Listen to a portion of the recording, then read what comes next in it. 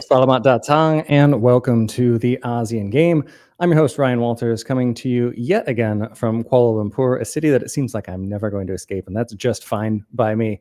But there was some late drama here that capped off an exciting match day 2 of the Shopee Cup, and we're going to be recapping that and much, much more for the first time in studio, because we've had him on the podcast before. But it's PFL commentator and Who the Heck Are We host, Claro Manzano. Claro, how you doing? Hello, Ryan. Doing good. Thank you very much for having me. I'm looking forward to this. Yeah. We were chatting a little bit before we came on. It feels like we've met multiple times, but we actually haven't. We've just been chatting. You sent in a video for the last one, so it's great to get you in for this. And I'm sure some folks in the Philippines will be used to hearing your voice. You've been on comms for this competition, yeah? Yep. Been covering the games for Kaya FC in the Shopee Cup. There's a bit to go over there with what's been happening for Kaya, but we'll hang on to that for now. But I do think for the folks that came into this tournament wanting entertainment, my oh my, have they had the entertainment, because there's been plenty of late drama, as mentioned, and an astounding 43 goals in 12 games with just 1-0, and that was PSM and BG, which was a pretty good result for PSM. So not exactly a boring 0-0 for them. And Clara and I will be going through and doing our best to put a little bit of a brief recap on all of that by taking a look at the first two match days, going over the group standings, top performers, and the biggest surprise thus far. Let's go ahead and get started in alphabetical order. Let's go ahead and get started in Group A here, where things, I think, maybe they are as we would expect in some ways. Get the groups up so everybody can see these here. If you're watching the video, if you're listening to the podcast, you should check it out on YouTube because the standings are right there. Going through these really quickly, at the top of the table, we have PSM Makassar with a win and a draw for 4 points. BG Patam United also have a win and a draw. Dongan Tanhua, win and a draw. Svareng, win and a loss. And Terengganu, we're gonna have a chat. They are winless, a draw and a loss. And Shan United, I think, unfortunately for them, kind of as expected, they're at the bottom of that group for now. Claro, I said kind of as expected. Is this kind of where you would expect the Group A standings to be?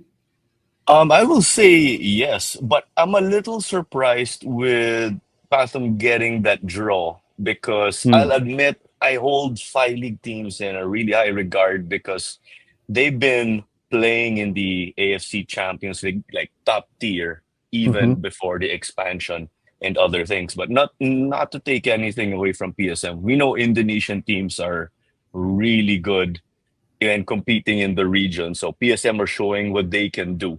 So nothing to take away from them. Yep.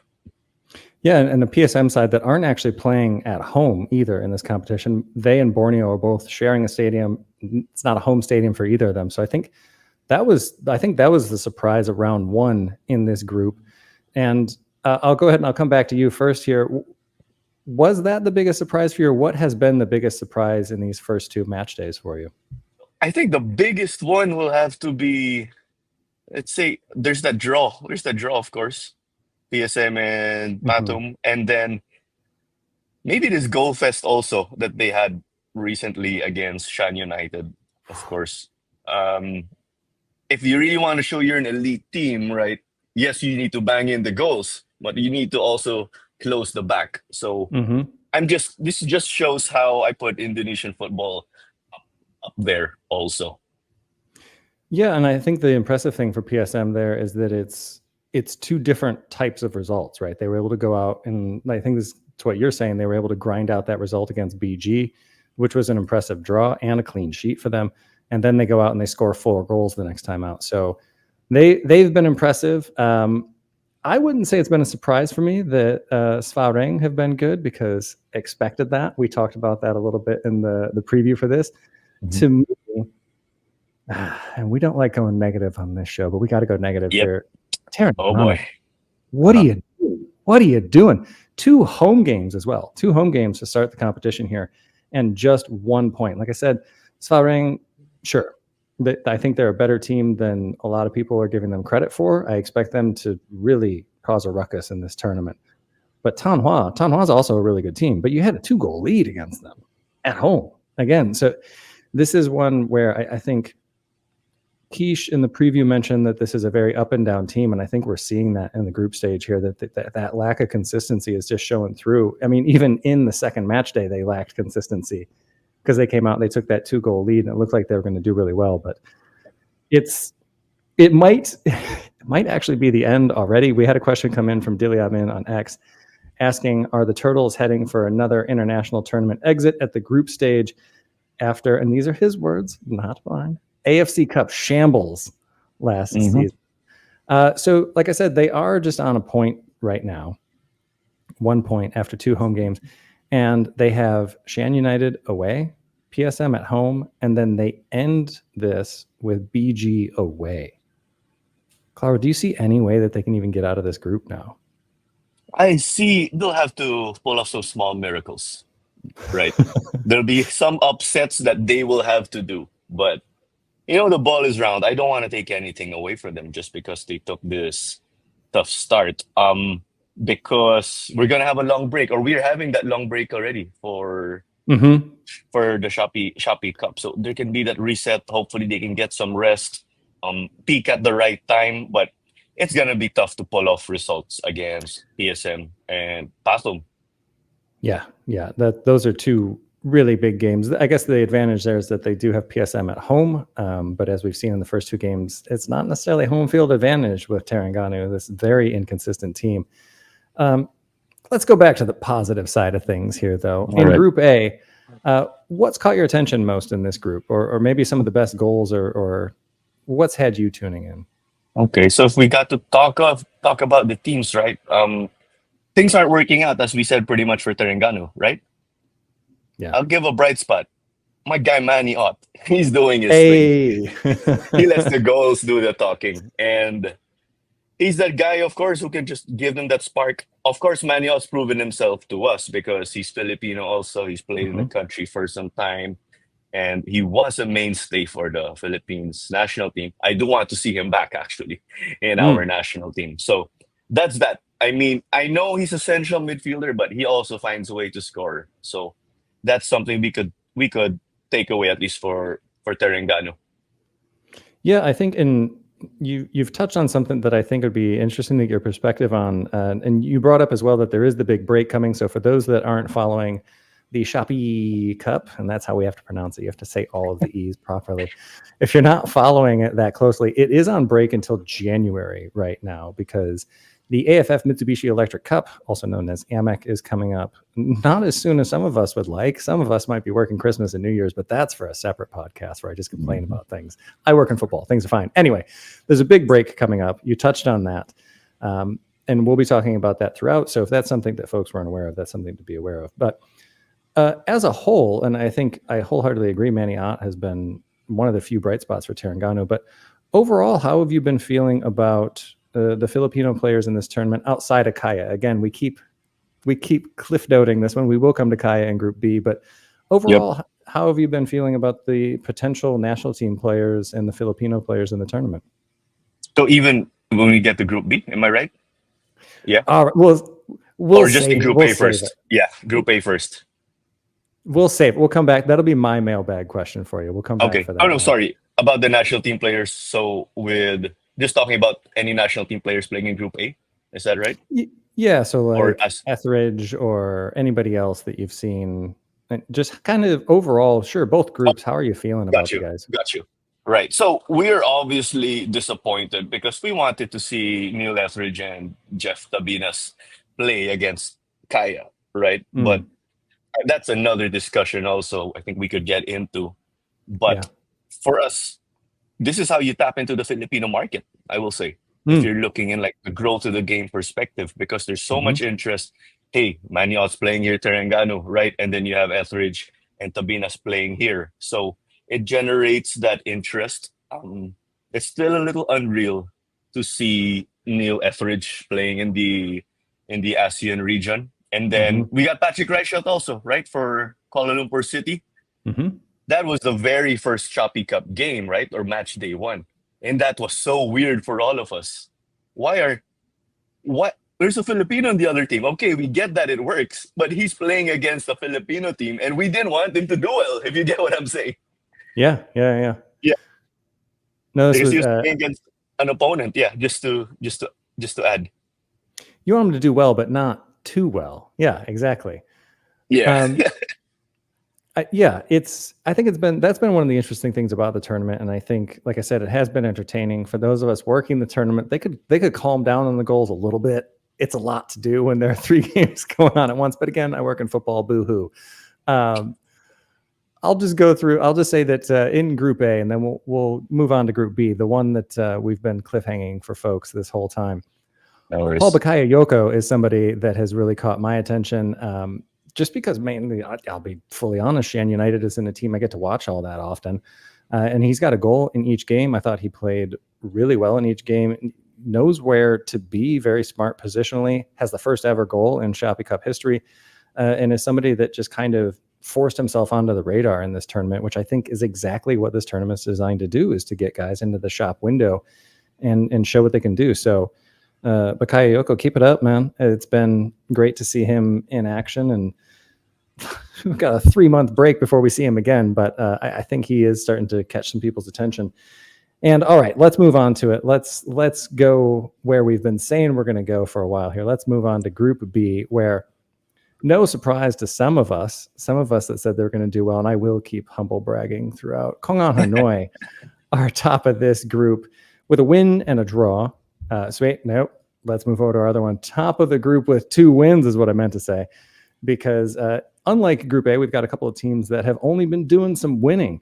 I don't think it's a massive surprise that the Police are at the top of this one, but the big surprise in the standings anyway is that KL City are second with 2 wins in 2, and I think maybe even one of the bigger surprises, Buriram United are third with a win and a loss.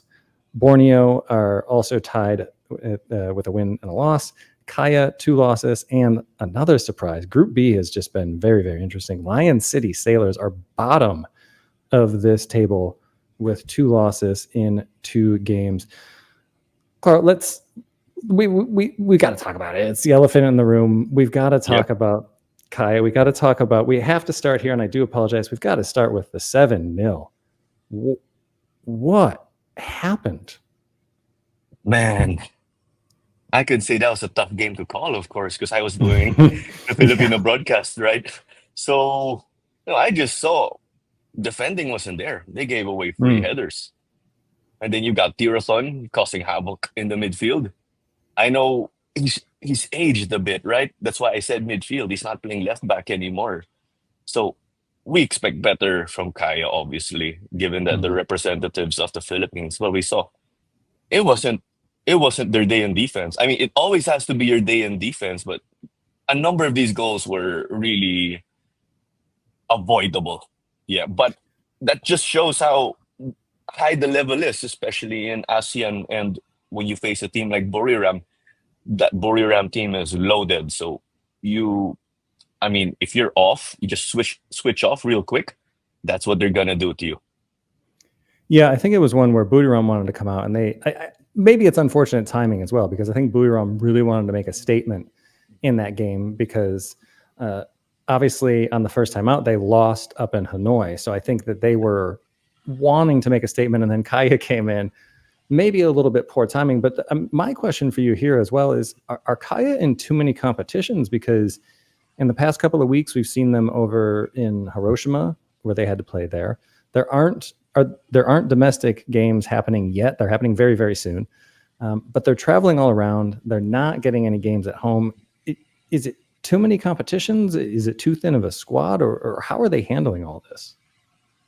Oh, well, first I'll say a big factor is the fields here in the Philippines are Hmm. artificial. We don't really have that many Uh, natural grass turfs anymore. So we could see that Kaya were struggling. Yes, maybe the lineup is much older than before, but you could see our squad is used to playing, or Kaya. Oops, my bad. Kaya is used to playing. uh-huh. Kaya is used to playing on turf, so that's a factor. And my opinion, if we could go with that, playing too many games, I think, at least for me, I think it's fine because we don't have that much congestion in the local levels in the Mm, Philippines Football League for Kaya. It's not like, let's say, you look at other countries. Look at football in Europe where it's more developed and there's really a lot of congestion with really a lot of congestion with their local competitions. That's not the case in the Philippines Football League where they compete. So it's actually good that this is going on right now. And I can say that there was talk of the ASEAN Championship. We didn't get word of Shopee yet when it was pre-pandemic. Yeah. And what the people here were saying, at least in the Filipino football community, is it would be good for Ceres at that time Yeah. so that they could get more competition to prepare for the AFC Cup, what the ACL 2 is now. So that's what I think they need the games because these two games of Kaya in the group stage at the Shopee Cup are done in preseason. So these guys aren't in that optimum shape yet. I mean, Right. training sessions aren't equivalent to playing your 90 minutes on the weekend. So that's what's really been a big blow for Kaya FC. So it's getting all of that mileage under the tank right now. I can say that's the name of the game, and that's the way to get better.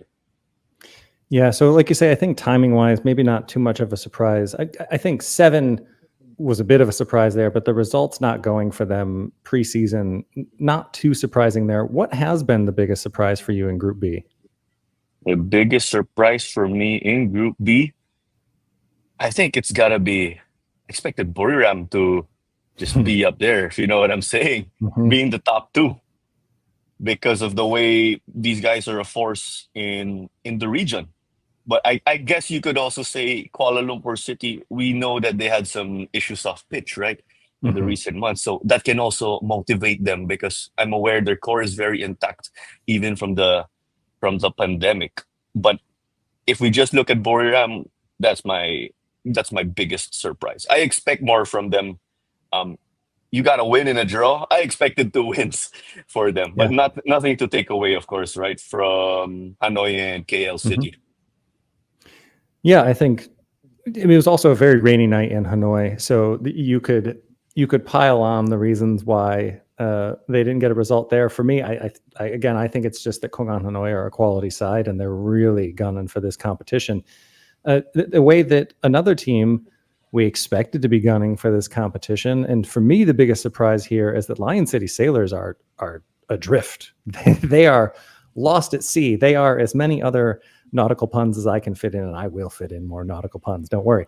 But 2 massive losses, and I don't just mean who they lost to in the table. I mean, they conceded 8 goals in 2 games and they didn't score. They have been outscored 8-0. Borneo beat them 3-0 and Hanoi beat them 5-0. Like we've been saying, Hanoi is a really good team, but 5 goals against for a Lion City Sailors side that is currently top of the table domestically. They have the second most goals scored in the league domestically, and they have the best defensive record domestically. So I think this is one, maybe this is showing the gap between the Singapore Premier League and international football, but Sailors have done well in other competitions or well enough in other competitions. But I think that it's got to be a wake-up call for the Sailors, and in a lot of ways I think it's got to be a wake-up call for SPL as well, that they've got to do something to get their teams ready for these competitions. I mean, we'll see how they continue on in ACL 2, but I mean, for a team that's got Shopee on the front of their shirt, you would think they'd be coming out. You'd think they'd be coming out a bit stronger in this one, and they just have not been. So that break is very well timed for them. Again, I think for KL City, I think the break is very poorly timed. I think they would want to keep this hot streak going, and we saw that over the weekend. I was speaking with their CEO after the game. They won 4-2 in the league after they had that really great late surge to win in Shopee Cup, and that momentum carried over. And he was saying that they had a chance to reschedule the league match, but decided that they didn't want to because they wanted to carry that momentum, and it really worked. And so I think for them, they'll be lamenting this break, whereas Lion City Sailors are probably thanking their lucky North Star that they can get a little bit of rest before they have to head back overseas. I told you I'd fit more in, and I'm not done yet. So I'll come back to you here. I'll stop with the dad jokes for a minute. And Somewhere Rish Roshan Rai is very happy that all of these are being fit in. The man loves a dad joke and he likes talking about the sailors. But anyway, All right. what's caught your attention most in this group, in Group B? What's caught my attention? Well, it already caught our attention, right? During the draw. We said this is gonna be the group Yeah, of death. And then yeah. that is why we see not just Lion City Sailors, but there's Kaya suffering at the bottom. You could say Hmm. Borneo, I mean, are there because they have a win to show already for it, Hmm. right? So I think this is what a group of death can be also. There can be that extreme. You see that gap already, 6 points between the top team and the bottom team. So that's one way how like, the group of death could happen, right? The other way could Hmm. be everyone just starts beating each other like a triangle, Yeah. and then it's havoc, and then you have what? You have a triple tie for first place, and then you're only separated not by goal difference, but maybe by disciplinary points. Oh, So please, none of that. that is very extreme. Yep. So you could say Group B is just living up to the surprise it gave us already before the competition. Yeah, indeed. And we've talked about KL City a little bit. Obviously, I've been in the stadium quite a bit since I've been here in KL for folks that are following along, which if you're listening to this podcast, you probably already know about that. And unsurprisingly, going to so many games, Osri Ghani, their keeper, is the person that has caught my attention in this group. There are a ton of goal scorers in this group that could draw your attention and should. But back-to-back clean sheets in Shopee Cup, 3 out of 5 in all competitions. This is a man that, along with the defense, I think this is a very sound defensive team, is keeping his side in competitions. We've seen this before with their AFC Cup run. We know KL City can do this, but I think specifically his shot-stopping ability has been great. His reflexes are outstanding. Just a fun goalkeeper to watch. So he's somebody that's drawn my eye in there. So went for an attacker in Group A. Gotta go back to the defenders and that side of things in Group B. We've just got a few more questions in the mailbag, and then we'll get out of here. The first one came in on Instagram. This is from Oscar on Insta, and this one is for you. He's asking, Claro, let's see, how much will this break help Kaya? So we've talked a lot about the break, but not specifically for Kaya. ACL2 will likely be done for them. Oh, harsh. Mhm. When Ooh. Shopee comes back. Is that a good or a bad thing, is what he's asking. All right. So I believe that there's going to be a break also in the Philippines Football League for the national team competitions Mm-hmm. later this year, right? So the break can help at the same time not help because Right. you're having your worst momentum maybe as a club in a long time, I could say. Mm. We put Kaya FC up there in the Philippine football landscape, obviously. So now they're gonna get their confidence going, and because of regular games coming soon. Because I believe they're playing a. We're recording this on October 1. They're going to be playing a game already this weekend also Mm-hmm. in the Philippines Football League. So they're gonna get their engines chugging already. Yes, the opposition is not as good as teams you'll see in the Shopee Cup, right? The confidence will be there, and then there's gonna be a break. That's my concern now. So you can get your confidence. Are you gonna carry it over to next calendar year? But that confidence might be stopped by that break. So it's two heads of a coin also. And if I may, right, the Philippines, we celebrate Christmas. We Yeah. pretty much take a break and all of that. So go figure. Go figure. Yeah. Christmas. So that would be a great day to have off, wouldn't it? Yeah. Yep. Anyway, I'll be somewhere at that time and it's going to be great. I will celebrate with a little, I would say eggnog, but I can't have that, lactose tolerant. These are things that people listening to the podcast do not care about. Let me get back to the mailbag with the final question for today. This is another one from Diliamin on X. He said that it's 6 points and a very good start for KL City. Can they continue the momentum after the break that we keep talking about? Can they continue that after with so many difficult opponents coming up? So I had a look at the schedule here, and it's Lion City Sailors away, Kongan Hanoi at home, and Buriram away. So you talk about needing to get off to a good start. KL had to get off to a good start here because it's murderer's row. I mean, you don't want to be ending with Hanoi and Buriram. Lion City Sailors, who knows if that's going to be a difficult one for them. I mean, it is their first away day of this competition, but again, international away days are nothing new for KL City, so I don't think they'll be too upset about that. And also, KL to Singapore is barely a flight to worry about. I think they'll probably take a bus, actually. You can, so that's, right? yeah. That and I'm sure they will to save a little bit of money, or the train maybe, but they'll probably just take a bus down there. And then you've got Hanoi coming in, which I think will be very difficult, and Buriram away is the Thunder Castle is a difficult place to play on the best of days. So, can they get out of this group? I'm not going to count them out. I'll say that because they've already surprised us a bit here. I wouldn't be surprised to see them go and get a win against Sailors. That would have them on 9 points after 3 match days. You got to believe that's got them in good shape because Hanoi and Buriram have to play each other at some point. So you would imagine that maybe one of them is going to take the points there, or they're going to be hurting each other in some way. So, Clara, as you were saying, this is the group of death. Yep. It's one where you could see Borneo pipping back up and fighting for first and second there, because again, for folks that don't know, there are 6 teams in each group and only the top 2 get out. So it's the group winner and the runner up, and we go straight into semifinals for this. So it's a pretty merciless schedule once you get through it. So can KL City make it out? Ask me in January is going to be my cop out answer for that one. Mm-hmm. But yeah, we do have. Yeah. Go ahead. No, I say you give them a puncher's chance. If someone wants to count them out, just you continue to give them a chance. I'm not saying I'm counting them out, but I'm sure there's people looking at the macro perspective who want to say, "Oh, these guys aren't going to make it. Heavier schedule," but just keep them in there. Yeah. Yeah, and it's one where, again, I think this competition means a lot to them. I was speaking with Giancarlo Galafuco after the match, and he was saying this is the competition they targeted.